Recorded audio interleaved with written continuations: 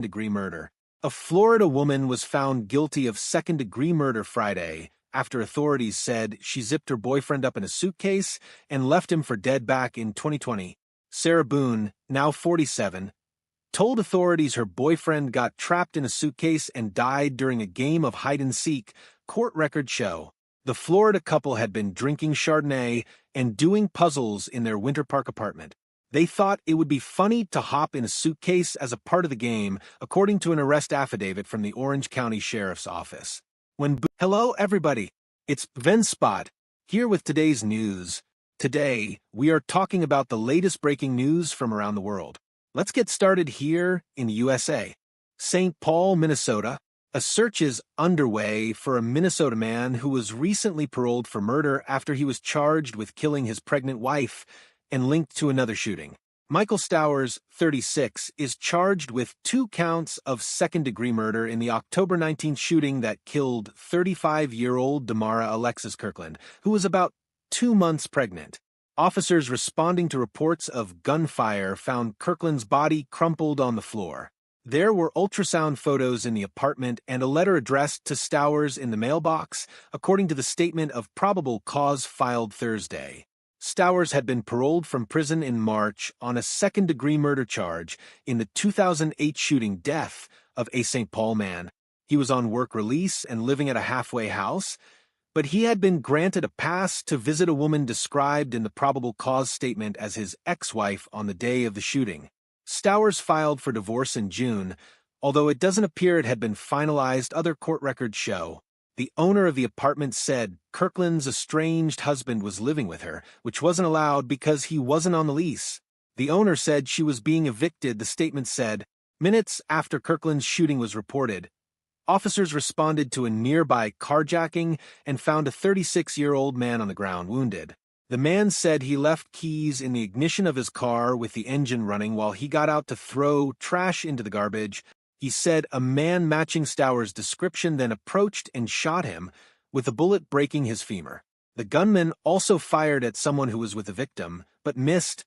The shooter ran off but then returned and stole the vehicle, the statement said. A preliminary analysis shows the gun used in the carjacking was the same one used in Kirkland's shooting. Later that day, an employee with the Ramsey County Sheriff's Office received a call from Stowers. Stowers told the employee that he had just shot someone and wanted to turn himself in, the statement said, but he hasn't done so, and the stolen vehicle was recovered Thursday in a parking lot, the statement said. More details will be relayed when they become available. Now for our next story. From CNN.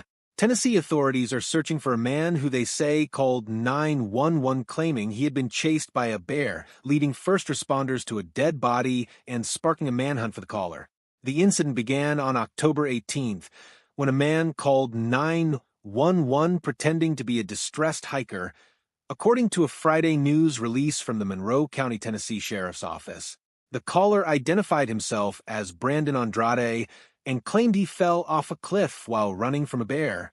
When first responders arrived at the scene in Tellico Plains, they found a dead man with identification belonging to Andrade, according to the sheriff's office.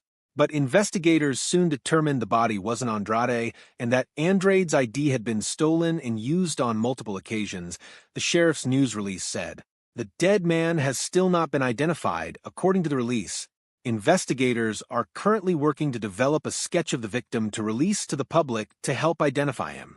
Investigators discovered that Nicholas Wayne Hamlet, 45, of Alabama, had been using Andrade's identification and that he was wanted in Alabama on a parole violation, the sheriff's office said. Authorities have since issued an arrest warrant for Hamlet for first-degree murder. He's considered armed and dangerous, according to the news release. The sheriff's office advises anyone with information about the case to share it with them and to call 911 if they see Hamlet.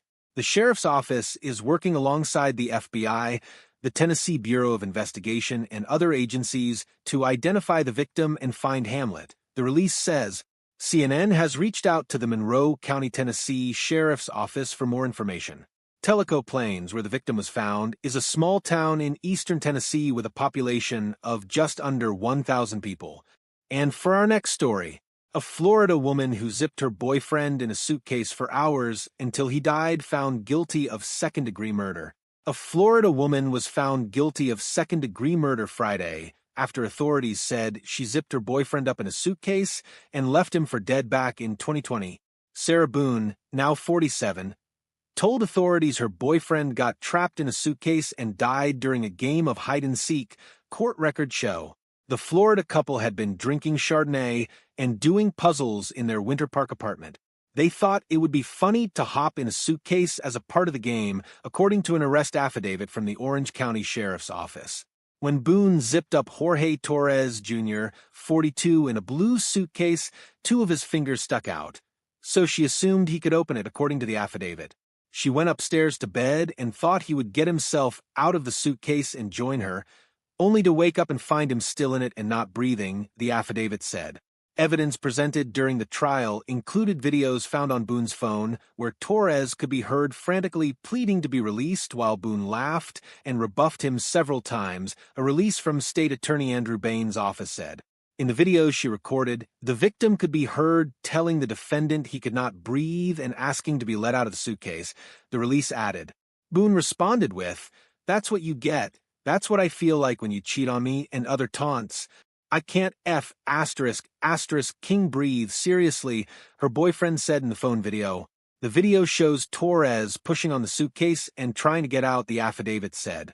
During the 10-day trial, Boone's defense said she was suffering from battered spouse syndrome and was in fear for her life, CNN affiliate WFTV reported. Boone also testified she thought Torres could get out of the suitcase, the affiliate said.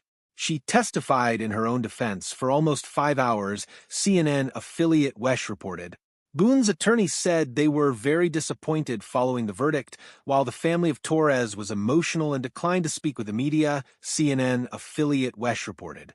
"Just shock. She's shocked, James Owens said, according to WESH. She felt like, she had a defense, as Boone is scheduled to be sentenced on December 2nd at 1:30 p.m., according to the release from the state attorney's office. Up next, an 11-year-old girl played dead before escaping after 5 family members were killed at their Washington state home. An 11-year-old in Washington state fled home in the early morning hours to escape a shooting that left her bloodied and wounded and killed her entire family. 4 days this week, authorities have been investigating the gruesome, fatal shootings of 5 people in Falls City, Washington. Now, the girl's account, detailed in court documents, is giving a first glimpse into what unfolded. The 11-year-old recalled waking up Monday to the sound of gunshots. When she looked outside her bedroom door, she saw her father, Mark Humiston, with blood on his head and her 9-year-old brother with blood in his mouth, both laying on the floor of the hallway, according to court documents. When her 7-year-old sister walked out of their shared bedroom, the 11-year-old said she heard another gunshot before seeing her younger sister fall to the floor, the documents say. She told investigators the shooter then came to her bedroom and fired his weapon once or twice, hitting her hand and neck. Despite the pain she felt from the bullet's impact, the 11-year-old told authorities she recognized the weapon. It was her father's silver Glock handgun, court documents say. And she recognized the shooter, too. It was her 15-year-old brother, she said. The 11-year-old recalled seeing her brother approaching the bodies of her other family members to see if they were alive and pretending to play dead herself when he stood next to her bed. Their mother, Sarah Humiston, and their 13-year-old brother had been shot and killed elsewhere in the house, authorities said. 2 911 calls about the same shooting. The girl told investigators she escaped through a fire window in her room after her brother left the room, and she overheard him talking on the phone. She ran to a neighbor's home where they called 911 just after 5 a.m. to report the shooting and the 15-year-old as the shooter, court documents say. But it wasn't the first call 911 received about the shooting that morning. 7 minutes prior, the 15-year-old had called for help himself, sounding out of breath and stating he was hiding in a bathroom, according to court documents. He told a 911 operator his 13-year-old brother had killed their family and committed suicide. Court documents say the 13-year-old had been caught looking at pornography the night before. and he was about to get in a lot of trouble, the 15-year-old told the 911 operator as a possible motive for the shooting, according to court documents. The 15-year-old was detained when authorities arrived to the home. On Thursday, he was charged in juvenile court with 5 counts of aggravated murder and 1 count of attempted murder with a firearm enhancement, according to court documents. CNN is not naming the 15-year-old because he is a juvenile. Under Washington state law, a hearing is required and a judge's approval is needed before the case can be moved into adult court. In a Friday hearing, prosecutors formally requested the teen's case to be moved to adult court, a process that typically takes months before a final decision is made. If found guilty and his case remains in juvenile court, he could be held until age 25 with no further sanctions, according to the King County Prosecuting Attorney's Office. If he's convicted and charged in an adult court, the teen could be sentenced to 25 years to life with a statutory presumption of release after 25 years. 7 minutes prior, the 15-year-old had called for help himself, sounding out of breath and stating he was hiding in a bathroom, according to court documents. He told a 911 operator his 13-year-old brother had killed their family and committed suicide, court documents said. The 13-year-old had been caught looking at pornography the night before, and he was about to get in a lot of trouble. The 15-year-old told the 911 operator as a possible motive for the shooting, according to court documents. The 15-year-old was detained when authorities arrived to home. On Thursday, he was charged in juvenile court with 5 counts of aggravated murder and 1 count of attempted murder with a firearm enhancement, according to court documents. CNN is not naming the 15-year-old because he is a juvenile. Under Washington state law, a hearing is required and a judge's approval is needed before the case can be moved into adult court. In a Friday hearing, prosecutors formally requested the teen's case to be moved to adult court, a process that typically takes months before a final decision is made. If found guilty and his case remains in juvenile court, he could be held until age 25 with no further sanctions, according to the King County Prosecuting Attorney's Office. If he's convicted and charged in an adult court, the teen could be sentenced to 25 years to life with a statutory presumption of release after 25 years. Earlier this week, the court ordered the 15-year-old to have no contact with his surviving sister, according to Casey McNerthney with the King County Prosecuting Attorney's Office. Mark and Sarah Humiston were home schooling their children and were very active in the community, neighbors told King. More to come as this story develops. Hers is a story out of Indiana for you. Indianapolis man convicted in the 2021 shooting deaths of 5, including a pregnant woman. An Indianapolis man was convicted of murder Friday in the shooting deaths of 5 people, including family members and a pregnant woman who was nearly due to give birth, prosecutors said. A jury deliberated about 3 hours before finding Raymond Childs 3 guilty of 6 counts of murder in the killings, the Marion County Prosecutor's Office said. Childs was also convicted of attempted murder and a misdemeanor charge of carrying a handgun without a license. His conviction following a 5-day trial came months after a judge declared mistrial in his first trial after a witness verbally confronted Childs in front of the jury. Childs, 21, was arrested a day after the January 2021 shooting inside an Indianapolis home. The attack killed Childs' father, Raymond Childs Jr., 42, his stepmother, Kezzie Childs, 42, the couple's daughter, Rita Childs, 13, son Elijah Childs, 18, and Elijah's 19-year-old girlfriend, Kiera Hawkins, who died at a hospital along with her unborn son. The killings followed an argument over Childs, who was 17 at the time, staying out late, according to court records. Prosecutors said Childs methodically went from room to room, shooting the victims. Childs' 15-year-old brother also was shot, but survived after fleeing the house to escape the gunfire. Prosecutor Ryan Mears said Friday in a statement that what occurred inside that home is as unfathomable today as it was in 2021. He said the verdict provided justice for the victims of this horrific crime. It has been an incredibly difficult journey for the family and friends of the 6 people that we tragically lost, Mears said. I am proud of our trial team, law enforcement, and witnesses whose dedication to our victims didn't waver when faced with adversity. Child's sentencing was set for January 7th. He faces 40 to 65 years in prison on each of murder count, 20 to 40 years on the attempted murder charge, and 1 to 6 years on the handgun charge. From around the world, Japan's iconic Mount Fuji has yet to see snow this season, breaking a 130-year record slash. November is just a few days away, but Japan's iconic Mount Fuji remains snowless, marking the latest date without a snowcap since records began 130 years ago. The peaks of Japan's highest mountain are usually dusted in snow by early October, but as of Tuesday the summit has remained bare, raising the alarm of the impacts of the climate crisis on one of the country's most beloved landmarks. The first snowfall signals the arrival of winter. It follows the summer climbing season, which this year ended on September 10th. Snowcaps begin to form on average on Fuji on October 2nd, and last year was recorded on October 5th, according to Japan's weather agency, though public broadcaster NHK reported that most of it melted away in early November due to warm temperatures. Japan's Kofu Local Meteorological Office, which has announced the first snowfall on Fuji each year since it was established in 1894, has yet to do so this year, citing unseasonably warm weather.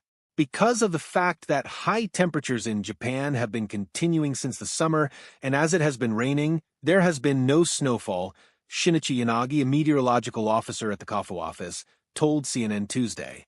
The lack of snow as of October 29th beats the previous record of October 26th, set in 1955 and 2016, he said. Japan recorded its hottest summer on record this year since statistics began in 1898. The meteorological agency said in September, the average temperature from June to August was 1.76 degrees Celsius above the normal level, surpassing the previous record of 1.08 degrees set in 2010, the agency said.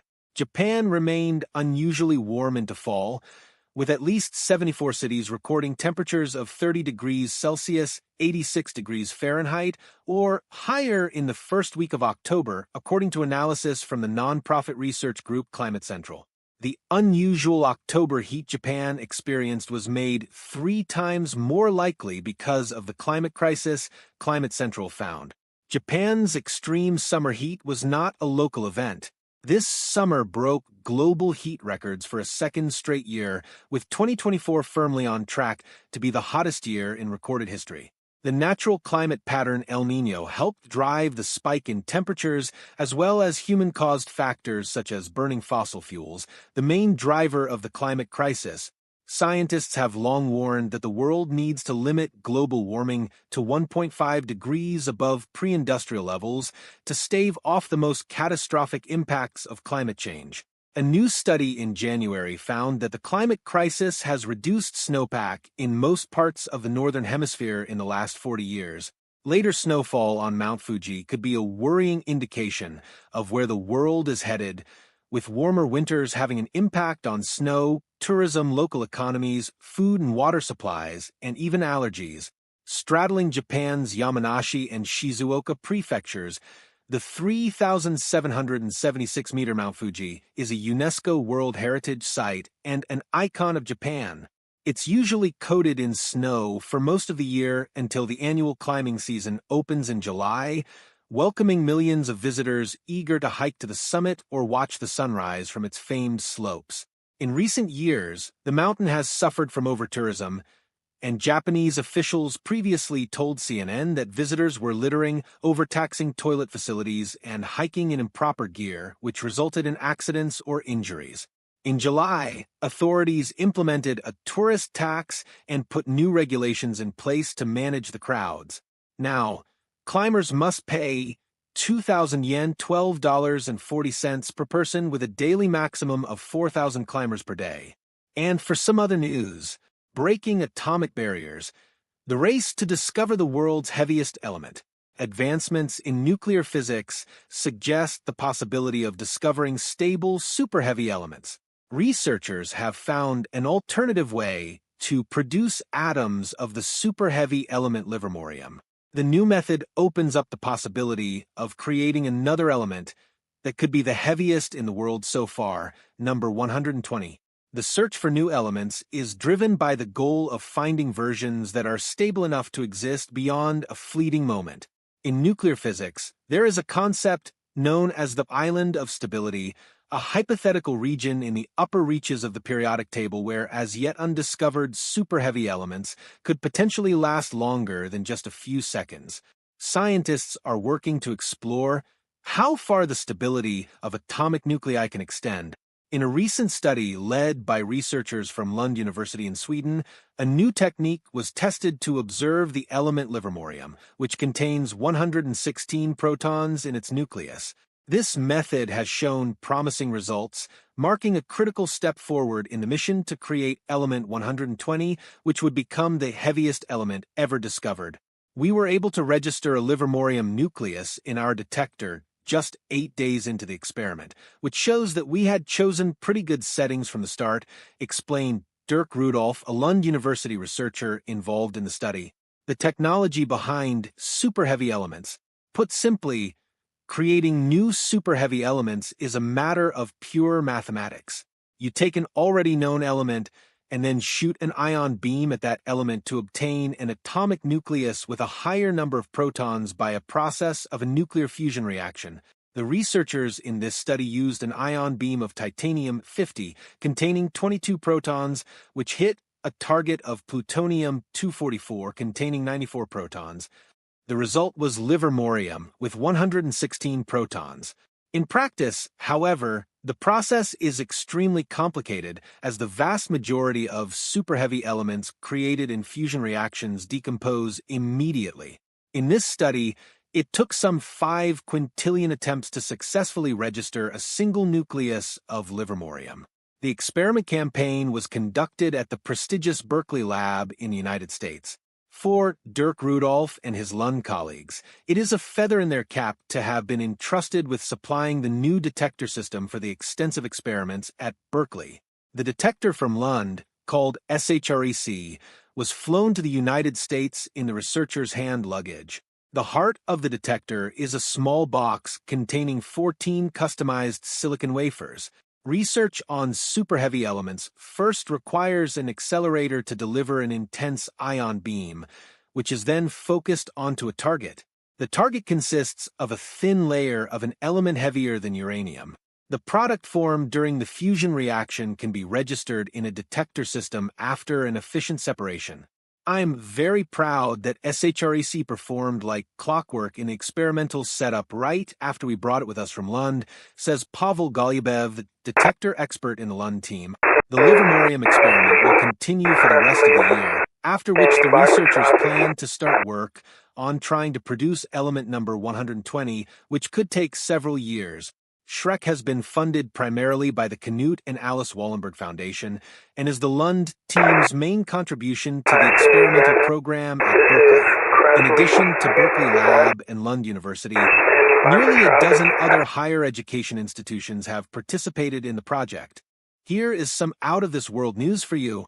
The galactic beacon illuminating the universe's age, NGC 4414, observed by the Hubble Space Telescope, serves as a cosmic laboratory for studying Cepheid stars, whose predictable light variations help measure the universe's vast scale, contributing to our current estimate of its age at 13.7 billion years. This majestic image from the Hubble Space Telescope shows the unbarred spiral galaxy NGC 4414, located approximately 51 million light-years from Earth in the constellation Coma Berenices. An earlier image of NGC 4414 below, featuring Hubble data from 1995 and 1999, captures the galaxy as part of Hubble's mission to determine distances to far-off galaxies. This mission was part of ongoing research focusing on Cepheid variable stars, which are special stars known for their stable and predictable brightness changes. The timing of these brightness variations depends on key physical properties like mass and intrinsic brightness. By studying these changes, astronomers can learn about the star's characteristics and, crucially, calculate their distances. For this reason, Cepheids are often called standard candles in cosmology. Astronomers have used Hubble to observe Cepheids, like those that reside in NGC 4414, with extraordinary results. The Cepheids have then been used as stepping stones to make distance measurements for supernovae, which have, in turn, given a measure for the scale of the universe. Today, we know the age of the universe to a much higher precision than before Hubble, around 13.7 billion years. Hubble captures unprecedented fading of Stingray Nebula. This is very, very dramatic and very weird. Images spanning 20 years reveal disappearing nebula. Great things take time. This is true when it comes to many processes in the universe. For example, it takes millions of years for stars, the building blocks of the universe, to form. Then, many stars last for billions of years before they die and begin to eject shells of gas that glow against the vastness of space, what we call nebulas. It can be exceedingly rare to capture some of these processes in real time. Lucky for us, it seems as if the Stingray Nebula, Hen 3 to 1357, was destined to stand out from the crowd since its beginnings. It was dubbed the youngest known planetary nebula in 1998 after Hubble caught a rare peak at the central